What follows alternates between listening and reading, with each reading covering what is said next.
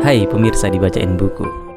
Kali ini kita akan membahas buku Big Debt Crisis oleh Ray Dalio.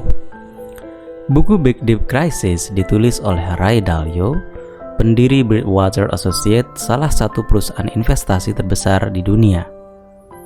Buku ini membahas tentang krisis utang besar yang terjadi dalam sejarah ekonomi dan memberikan wawasan tentang bagaimana mengelola krisis utang agar tidak menjadi bencana. Dalam buku ini, Dalio menjelaskan bahwa krisis utang terjadi ketika utang pemerintah, perusahaan, dan individu mencapai level yang tidak dapat dipertahankan. Dia menguraikan bahwa ada 3 jenis krisis utang, yaitu inflasi, default, dan restrukturisasi. Buku ini memberikan pandangan tentang 3 jenis krisis tersebut, termasuk bagaimana krisis itu terjadi, dampaknya pada ekonomi, dan cara mengatasinya. Dalio juga membagikan prinsip-prinsip penting yang harus diikuti untuk menghindari krisis utang atau mengatasi krisis ketika terjadi. Prinsip-prinsip ini meliputi pemahaman tentang siklus kredit, menjaga risiko terkendali, menghindari over leverage, memperhatikan likuiditas, dan menjaga keseimbangan antara inflasi dan deflasi. Berikut ini adalah bagian-bagian isi buku Big Debt Crisis. Bagian pertama, definisi krisis utang besar. Bagian kedua, sejarah krisis utang besar. Bagian ketiga, prinsip-prinsip penting untuk mengelola krisis utang. Bagian keempat, faktor-faktor yang mempengaruhi krisis utang. Bagian kelima, cara mengelola krisis utang. Dan bagian keenam, pandangan terhadap masa depan. Mari kita bahas satu persatu. Bagian pertama, definisi krisis utang besar. Krisis utang besar adalah kondisi ketika utang yang ditanggung oleh pemerintah, perusahaan, atau individu telah mencapai level yang tidak dapat dipertahankan dan menyebabkan masalah ekonomi yang serius. Krisis utang dapat terjadi ketika pengelolaan utang yang buruk dan meningkatnya tingkat utang membuat pembayaran bunga dan pokok utang menjadi sangat berat sehingga sulit dilakukan. Ada 3 jenis krisis utang besar, yaitu inflasi, default, dan restrukturisasi. Krisis inflasi terjadi ketika terjadi peningkatan harga secara drastis, sehingga menggerogoti nilai mata uang dan mengakibatkan munculnya tekanan inflasi. Krisis default terjadi ketika peminjam tidak dapat membayar kembali utangnya dan gagal memenuhi kewajiban pembayaran bunga dan pokok utang. Sedangkan krisis restrukturisasi terjadi ketika peminjam membutuhkan perubahan struktur utangnya agar dapat membayar kembali utangnya. Krisis utang besar dapat berdampak serius pada ekonomi dan keuangan, seperti terjadinya krisis keuangan dan resesi ekonomi. Oleh karena itu, mengelola utang dengan baik dan mencegah terjadinya krisis utang besar menjadi penting untuk menjaga stabilitas ekonomi dan keuangan suatu negara. Bagian kedua, sejarah krisis utang besar. Sejarah krisis utang besar telah terjadi di seluruh dunia selama berabad-abad dan mempengaruhi negara-negara maju dan berkembang. Berikut beberapa contoh krisis utang besar yang terjadi dalam sejarah.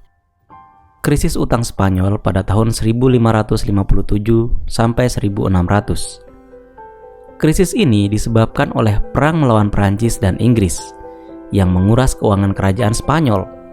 Akibatnya, pemerintah memutuskan untuk menurunkan nilai uang logam dan mencetak lebih banyak uang, sehingga menyebabkan inflasi dan kerusuhan sosial. Krisis utang Inggris pada tahun 1700 sampai 1720.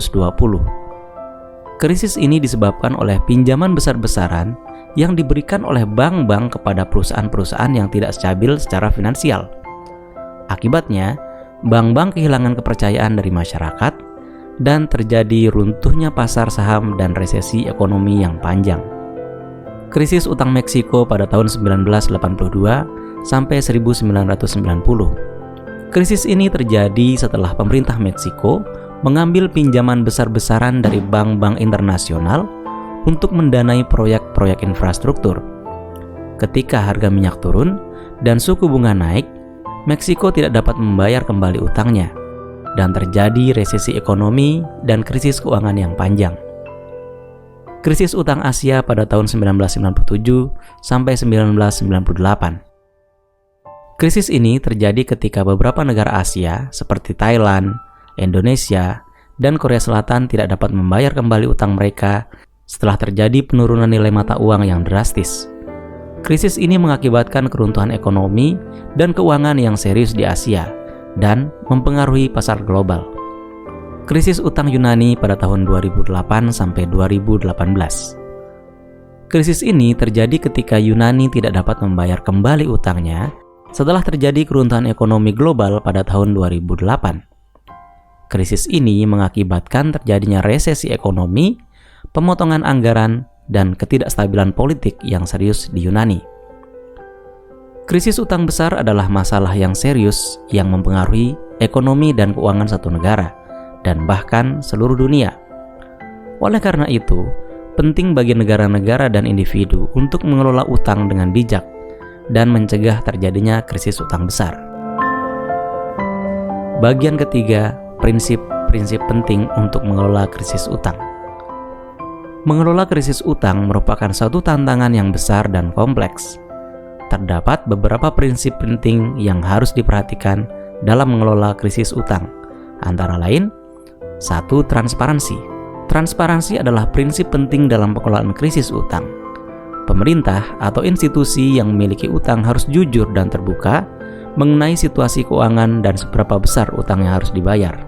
Transparansi memungkinkan kreditor untuk memahami resiko dan potensi kerugian yang mungkin terjadi, sehingga dapat mengambil keputusan yang bijak dalam memberikan pinjaman. Kedua, prioritas. Prioritas dalam mengelola krisis utang berarti mengidentifikasi utang mana yang harus diprioritaskan untuk membayar kembali dan mana yang dapat ditangguhkan. Pemerintah atau institusi harus memastikan bahwa utang yang paling penting untuk diprioritaskan, seperti utang yang jatuh tempo dalam waktu dekat dan utang yang berdampak besar pada pertumbuhan ekonomi, harus dilunasi terlebih dahulu. Yang ketiga, kerjasama. Kerjasama antara pemerintah, institusi keuangan, dan kreditor adalah penting dalam mengelola krisis utang. Hal ini memungkinkan terciptanya solusi yang saling menguntungkan bagi semua pihak, sehingga dapat mengurangi dampak negatif pada perekonomian. Dalam kerjasama ini, peran mediator seperti Dana Moneter Internasional atau IMF juga dapat membantu dalam memfasilitasi perundingan antara pemerintah dan kreditor. Keempat, penghematan dan reformasi struktural. Penghematan dan reformasi struktural adalah penting dalam mengatasi krisis utang untuk jangka panjang.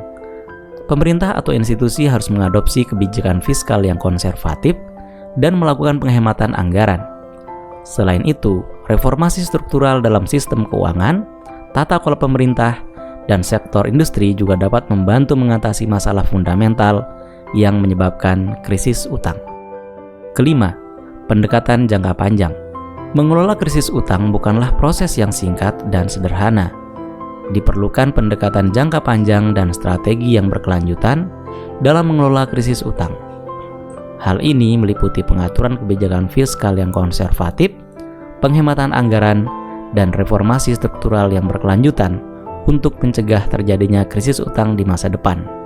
Prinsip-prinsip tadi merupakan pedoman penting dalam mengelola krisis utang. Namun, setiap krisis utang memiliki karakteristik dan situasi yang berbeda-beda, sehingga diperlukan pendekatan yang fleksibel dan tepat untuk menangani setiap krisis utang secara efektif. Bagian keempat, faktor-faktor yang mempengaruhi krisis utang. Dalam buku Big Debt Crisis, terdapat beberapa faktor yang mempengaruhi krisis utang. Berikut adalah beberapa faktor tersebut. Pertama, siklus kredit. Siklus kredit adalah satu siklus di mana ketersediaan kredit meningkat dan kemudian menurun secara tajam. Ketika ketersediaan kredit meningkat, orang dan perusahaan akan meminjam lebih banyak uang dan meningkatkan pengeluaran, sehingga menghasilkan pertumbuhan ekonomi yang lebih tinggi. Namun, ketika kredit tiba-tiba menurun, orang dan perusahaan akan kesulitan membayar utang mereka, sehingga memicu krisis utang. Kedua, ketidakseimbangan neraca perdagangan. Ketidakseimbangan neraca perdagangan terjadi ketika suatu negara mengimpor lebih banyak barang dan jasa dari yang diekspor. Hal ini dapat menyebabkan peningkatan defisit perdagangan dan menurunkan nilai tukar mata uang negara tersebut. Sebagai hasilnya, utang yang harus dibayar dalam mata uang asing akan menjadi lebih mahal dan memperburuk krisis utang. Ketiga, kebijakan fiskal dan moneter yang tidak tepat. Kebijakan fiskal dan moneter yang tidak tepat dapat mempengaruhi krisis utang. Kebijakan fiskal yang kurang bijaksana, seperti meningkatkan pengeluaran pemerintah tanpa sumber pendapatan yang jelas, dapat meningkatkan defisit anggaran dan memicu krisis. Kebijakan moneter yang kurang bijaksana, seperti menurunkan suku bunga secara terlalu agresif, dapat memicu peningkatan utang. Kelima, ketergantungan pada utang asing. Ketergantungan pada utang asing dapat mempengaruhi krisis utang. Ketika suatu negara terlalu bergantung pada utang asing, ia akan kesulitan membayar kembali utangnya ketika nilai tukar mata uang lokal melemah. Hal ini dapat memicu krisis utang. Keenam, kerentanan sistem keuangan. Kerentanan sistem keuangan dapat mempengaruhi krisis utang. Ketika sistem keuangan rentan terhadap kejutan ekonomi seperti krisis finansial global, hal ini dapat memperburuk krisis utang.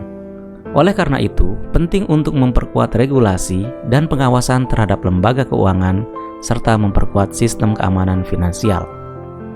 Faktor-faktor di atas bukanlah satu-satunya faktor yang mempengaruhi krisis utang. Terdapat banyak faktor lain yang perlu dipertimbangkan seperti kondisi ekonomi, politik, dan sosial. Oleh karena itu, penting untuk mempertimbangkan semua aspek yang relevan dalam mengelola krisis utang. Bagian kelima, cara mengelola krisis utang. Dalam buku Big Debt Crisis, terdapat beberapa cara untuk mengelola krisis utang. Berikut adalah beberapa cara tersebut. Pertama, meningkatkan produktivitas. Meningkatkan produktivitas adalah kunci untuk mengatasi krisis utang jangka panjang.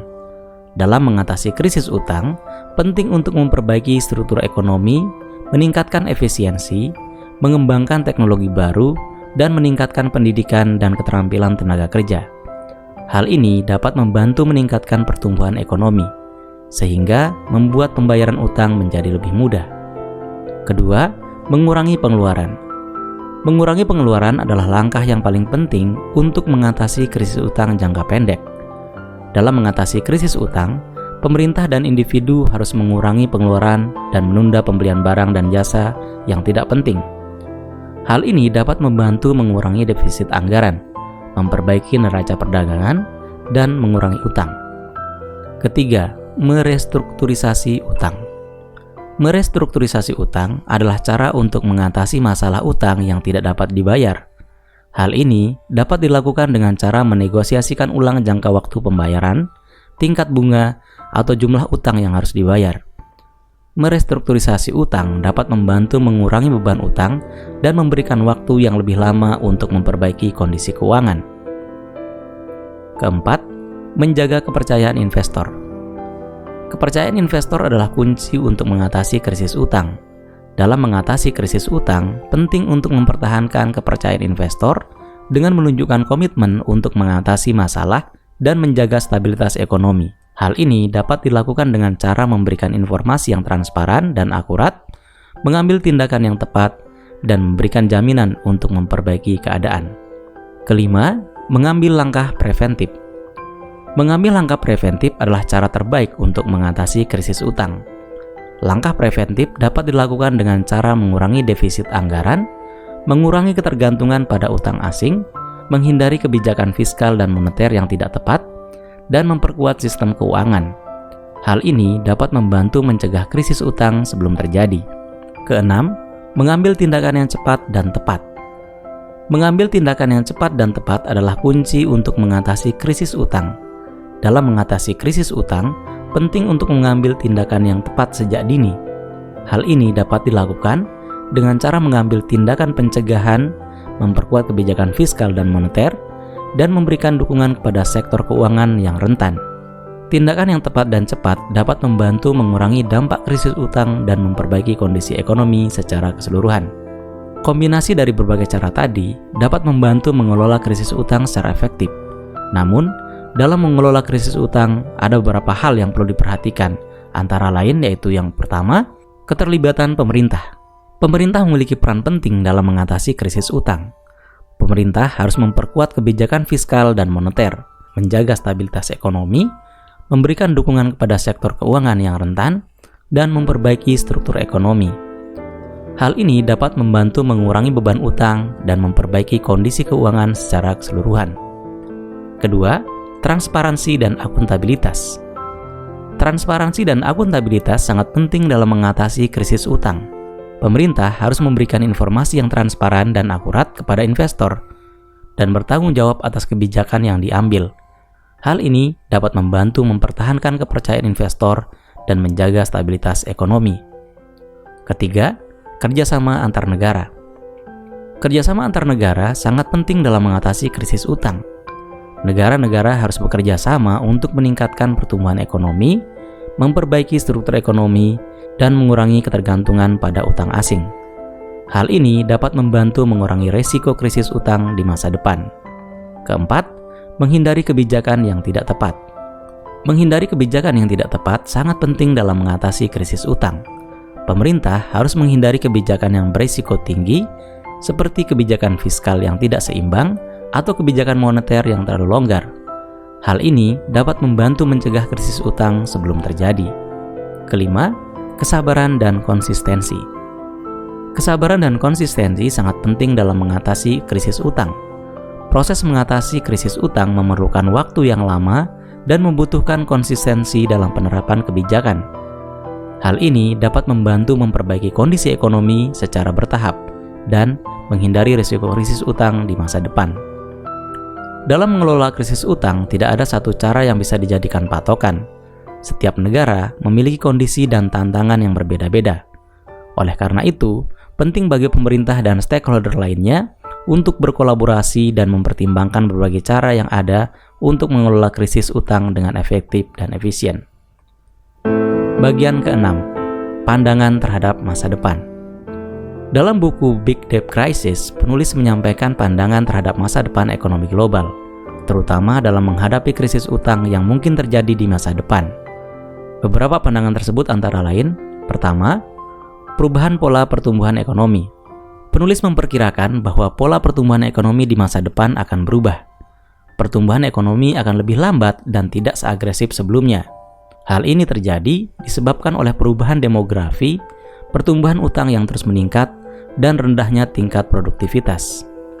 Penulis memperkirakan bahwa pertumbuhan ekonomi global akan terus melambat dalam beberapa dekade ke depan. Kedua, rendahnya tingkat suku bunga. Penulis juga memperkirakan bahwa suku bunga global akan tetap rendah dalam waktu yang lama. Hal ini terutama disebabkan oleh faktor demografi, yaitu pertumbuhan jumlah populasi yang lebih tua. Tingginya jumlah populasi yang lebih tua cenderung membuat permintaan akan investasi menjadi rendah dan menekan suku bunga ke bawah. Ketiga, krisis utang berkelanjutan. Penulis memperingatkan bahwa krisis utang tidak akan berakhir dalam waktu dekat dan kemungkinan akan terus berlanjut dalam beberapa dekade ke depan. Hal ini disebabkan oleh pertumbuhan utang yang terus meningkat, khususnya di sektor publik. Penulis juga memperingatkan bahwa krisis utang bisa terjadi di negara-negara maju yang sebelumnya dianggap aman dan stabil, seperti Amerika Serikat dan Jepang. Keempat, resiko krisis moneter. Penulis memperingatkan bahwa resiko krisis moneter global masih ada dan bisa terjadi di masa depan. Hal ini disebabkan oleh rendahnya tingkat suku bunga dan pertumbuhan utang yang terus meningkat. Jika terjadi krisis moneter global, dampaknya akan sangat besar dan mempengaruhi seluruh sistem ekonomi global. Kelima, perubahan sistem moneter internasional. Penulis juga memperkirakan bahwa sistem moneter internasional akan mengalami perubahan dalam beberapa dekade ke depan. Hal ini terutama disebabkan oleh pertumbuhan ekonomi yang tidak seagresif sebelumnya dan rendahnya tingkat suku bunga. Penulis memperkirakan bahwa sistem moneter internasional akan lebih cenderung ke arah sistem yang lebih terdesentralisasi dan terbuka.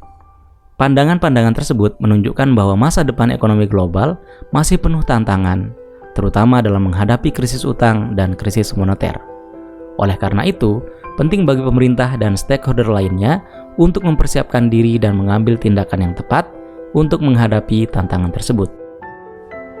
Dalam keseluruhan, buku Big Debt Crisis memberikan wawasan yang berharga tentang bagaimana mengatasi krisis utang dan menghindarinya di masa depan. Dalio menggunakan bahasa yang mudah dipahami dan memberikan contoh nyata dari krisis utang yang terjadi dalam sejarah ekonomi. Buku ini cocok untuk pembaca yang tertarik dalam bidang investasi, keuangan, dan ekonomi. Demikian pembahasan buku Big Debt Crisis oleh Ray Dalio. Jangan lupa like, komen, dan subscribe untuk buku menarik lainnya. Sampai jumpa.